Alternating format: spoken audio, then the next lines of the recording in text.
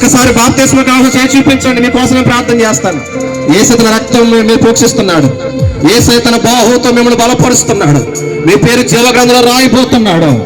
1 2 3 4 5 6 7 8 9 10 11 12 13. ఒకసారి 13 మంది బిడ్డలు పెట్టి గట్టిగా చప్పట్లు కొట్టండి.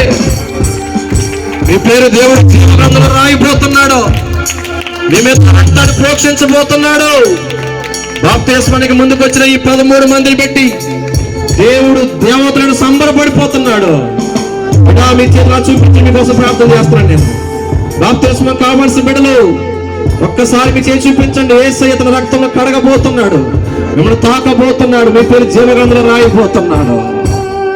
యేసయ్య మీ రక్తంలో కడగండి, మీ ఆత్మలో ముద్రించండి, జీవ గ్రంథంలో మీరు పేరు రాయండి.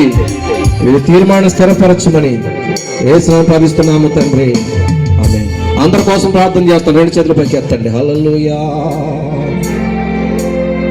ఏమైనా చేయగలవు